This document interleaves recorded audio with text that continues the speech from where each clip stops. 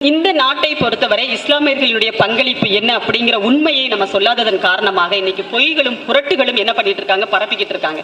RSS, பாஜக இந்த ரெண்டு கும்பலும் சேர்ந்து வாயை திறந்தாலே பொய். ஏன்னா அவங்களுக்கு இன்னும் ஒரு வரலாறு கிடையாது. அப்ப என்ன நினைப்பாங்க, இருக்கிற வரலாறை நம்ம அழிச்சிடணும் அப்படின்னு தான் பார்ப்பாங்க. அதுதான் இன்னைக்கு அவங்க செஞ்சுட்டு இருக்காங்க. நீங்க ஊடகங்கள்ல பாத்தீங்கன்னா அந்த விவாதங்கள் எல்லாம் நீங்க பார்த்திருப்பீங்க. வீட்டுல எத்தனை பொய்களை அவங்க சொல்லிட்டு இருக்காங்க. சொல்றாங்களா இல்லையா?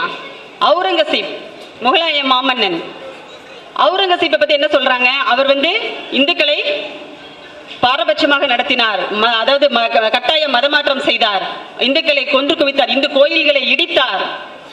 அவரை பத்தி மட்டுமா? மைசூர் புலி மாவீரன் திப்பு சுல்தானை பத்தி என்ன சொல்றாங்க? அவருடைய வாள் இருக்குல்ல, போர்வாள், அதுல நான் இந்துக்களை கொள்வேன் அப்படின்னு எழுதி வச்சிருந்தாராமா. எவ்வளவு வடிகட்டின பொய், கொஞ்சம் கூட கூச்சப்படுறது கிடையாது. அவ்வளவு பொய்கள் சொல்றாங்க. அது என்னன்னா பாதி. எப்பவுமே ஒண்ணு சொல்லுவாங்க, முழு பொய்யை விட பாதி உண்மை இருக்குல்ல, அது ரொம்ப ரொம்ப ஆபத்தானது. அவுரங்கசீப் பத்தி சொல்லப்படுற அந்த ஒரு விஷயத்துக்கு மட்டும் நான் விளக்கம் சொல்றேன். அவுரங்கசீப் இந்து கோயில்களை இடித்தார். ஆமா, இடிச்சார். ஏன் இடிச்சார் அதை நீ சொல்றியா? உனக்கு தைரியம் இருக்கா? அதை சொல்றதுக்கு துணிச்சல் இருக்கா?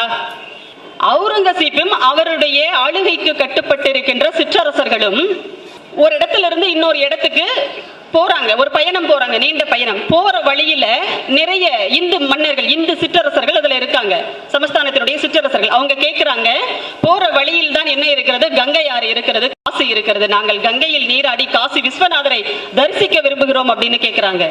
உடனே அவுரங்கசீப் என்ன பண்றாரு, சரி அப்படியே கூடாரங்களை அடிச்சு முகாம் போடுங்க இங்கன்னு சொல்லிட்டு அங்க முகாம் போடுறாங்க. அந்த இந்து மன்னர்கள் தங்களுடைய ராணிகளோடு அந்த கங்கையில் நீராடி காசி விஸ்வநாதரை போய் தரிசிக்கிறாங்க. இந்து ராணிகள் எல்லாரையும் ஒரு அதாவது ஒரு முழுவதுமாக மூடப்பட்ட ஒரு பல்லக்கில் வைத்து அந்த ராணிகள் அழைத்து செல்லப்படுறாங்க, தரிசனம் பண்றாங்க, திரும்பி வர்றாங்க. எல்லாருமே வந்தா ஒரே ஒரு சமஸ்தானத்து ராணி மட்டும் காணோம், மிஸ்ஸிங்.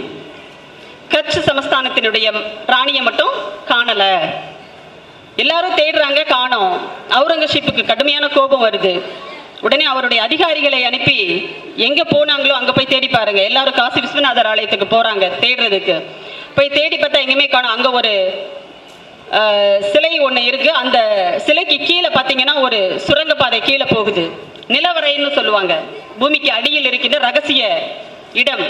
அந்த நிலவரைக்குள்ள போனா அந்த அதிகாரிகள் உள்ள போறாங்க. அங்க அவங்க பார்த்த காட்சி அவங்க அப்படியே அவங்க ரத்தத்தை கொதிக்க வைக்குது.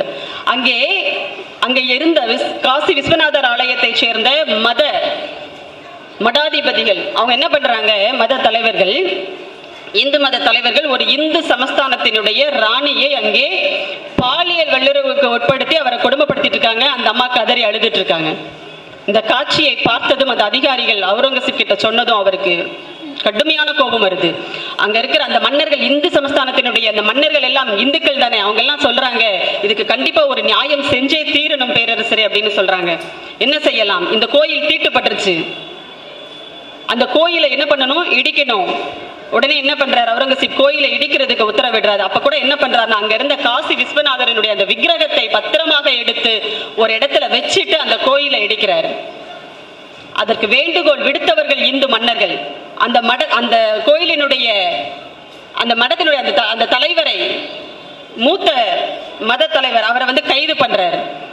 இது யார் எழுதியிருக்கா? யாரோ ஒரு இஸ்லாமியரோ அல்லது எங்களை போன்ற திராவிட இயக்கத்தை சேர்ந்தவர்களோ மற்றவர்களோ யாருமே எழுதல. காங்கிரஸ் கட்சியை சேர்ந்த பட்டாபி சீதாராமையா அவருடைய புத்தகத்துல இதை பதிவு பண்ணியிருக்காரு. இந்த உண்மையை யாராவது பேசுறீங்களா? பேசுறது இல்ல. பேசினா அதுக்கு சரியான பதில் சொல்றதுக்கு நமக்கு தெரியுதா? இல்ல. ஏன்னா அந்த உண்மையான வரலாறு நம்ம சொல்றது இல்லை யார்கிட்டையும், நம்ம பிள்ளைங்களுக்கு சொல்லி வளர்க்கல. அதனால வந்த வேணா இது. அதே மாதிரி திப்பு சுல்தான் பத்தி சொல்லப்படுற விஷயம், சிருங்கேரி மடம். அந்த சிருங்கேரி மடத்தை மராட்டிய மன்னர்கள், இந்து மன்னர்கள் சூறையாடுறாங்க. அந்த மடாதிபதி சச்சிதானந்த பாரதி போய் ஓடி ஒளிஞ்சுக்கிறாரு எங்கேயோ, உயிருக்கு பயந்து. அங்க இருந்து ஒரு கடிதம் எழுதுகிறார். யாருக்கு கடிதம் எழுதினாரு? திப்பு சுல்தானுக்கு கடிதம் எழுதுறாரு. அவர் உடனே ஒரு படையை அனுப்பி அந்த சிருங்கேரி மடத்தை காப்பாற்றியதோடு மட்டுமல்லாமல் அங்கு இடிக்கப்பட்ட சேதப்படுத்தப்பட்ட அந்த மடத்தை பெரும் பொருட்செலவு செய்து கட்டி கொடுத்ததோடு மீண்டும் அந்த மராட்டிய இந்து மன்னர்கள் வந்து அங்கே தாக்குதல் நடத்தாமல் இருப்பதற்காக ஒரு பெரிய படையையே அங்க நிறுத்தி வைக்கிறாரு காவலுக்கு. அவரை பார்த்துதான் சொல்றாங்க, அவர் வந்து கட்டாய மதமாற்றம் பண்ணாரு, மாட்டுக்கறி சாப்பிடணும்னு கட்டாயப்படுத்தினாரு, இந்துக்களை கொலை செய்தார் அப்படின்னு சொல்லிட்டு கோயில்களை இடித்தார்னு சொல்றாங்க. அவருடைய தலைநகரான ஸ்ரீரங்கப்பட்டினத்துல 100க்கும் மேற்பட்ட கோயில்கள், சிறியதும் பெரியதுமாக இந்து கோயில்கள் நிறைய இருந்துச்சு. ஆனால் ஒரே ஒரு மசூதி மட்டும்தான் இருந்துச்சு. ஆனால் அந்த மன்னனை பார்த்துதான் என்ன சொல்றாங்க, அவர் வந்து இந்து விரோதி அப்படின்னு சொல்றாங்க. அப்ப இந்த வரலாறெல்லாம் நமக்கு தெரிஞ்சிருக்கணும். அப்பதான் நம்ம என்ன பண்ண முடியும், எதிர்த்து தைரியமா நிக்க முடியும். இல்லைன்னா கொஞ்சம் பம்மிக்கிட்டு தான் இருக்க வேண்டியது இருக்கும். அதனால வரலாறு ரொம்ப முக்கியம் நமக்கு.